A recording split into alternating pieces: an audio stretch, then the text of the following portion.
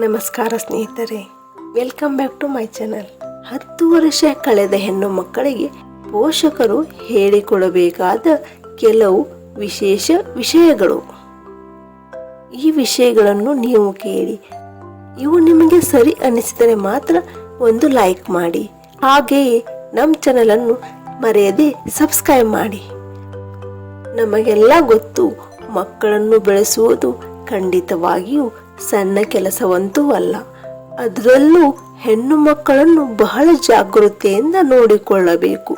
ಸರಿಯಾದ ಶಿಕ್ಷಣ, ಸಂಸ್ಕೃತಿಯನ್ನು ಕಲಿಸುವುದು ಬಹಳ ಮುಖ್ಯ.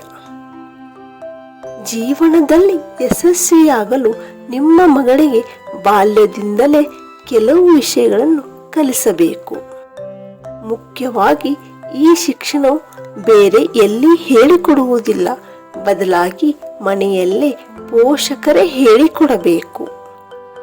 ಮೊದಲನೆಯದಾಗಿ ನೀವು ನಿಮ್ಮ ಮಗಳಿಗೆ ನೈರ್ಮಲ್ಯದ ಬಗ್ಗೆ ತಿಳಿಸಿಕೊಡಬೇಕು. ಹೆಣ್ಣು ಮಕ್ಕಳಿಗೆ 10 ವರ್ಷದ ನಂತರ ನೈರ್ಮಲ್ಯದ ಬಗ್ಗೆ ಹೆಚ್ಚು ಹೇಳಿಕೊಡಬೇಕು. ಅದು ದೇಹವೇ ಆಗಿರಲಿ ಅಥವಾ ಮನೆಯೇ ಆಗಿರಲಿ, ಸ್ವಚ್ಛತೆ ಕಾಪಾಡಿಕೊಳ್ಳುವುದು ಬಹಳ ಮುಖ್ಯವಾಗಿರುತ್ತದೆ.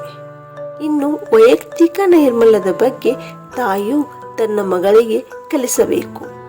ಮಕ್ಕಳು ಸ್ವಂತ ಬಟ್ಟೆಗಳನ್ನು ತೊಳೆಯಲು ಕಲಿಸಬೇಕು.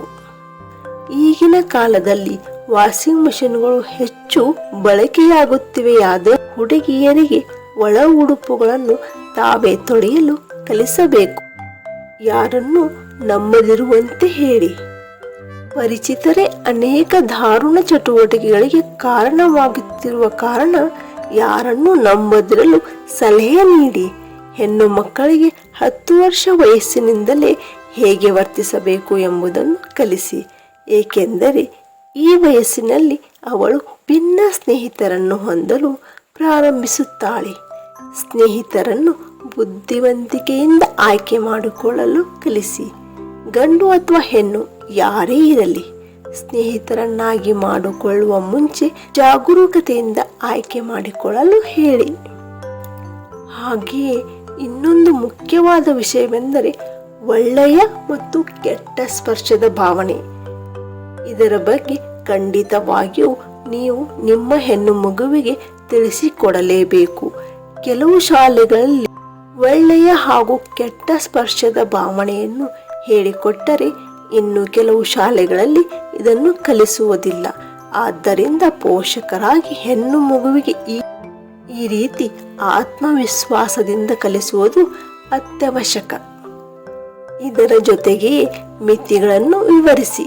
ಕೇವಲ ಹೆಣ್ಣು ಮಕ್ಕಳೇ ಮಿತಿಯನ್ನು ಕಲಿಯಬೇಕು ಎಂದೇನಿಲ್ಲ, ಗಂಡು ಮಕ್ಕಳು ಕೂಡ ಮಿತಿಯನ್ನು ಕಲಿಯಬೇಕು. 10 ವರ್ಷದ ನಂತರ ಹುಡುಗಿಯರಿಗೆ ಸ್ನೇಹಪರವಾಗಿ ಈ ಬಗ್ಗೆ ಕಲ್ಪನೆಯನ್ನು ನೀಡಬೇಕು.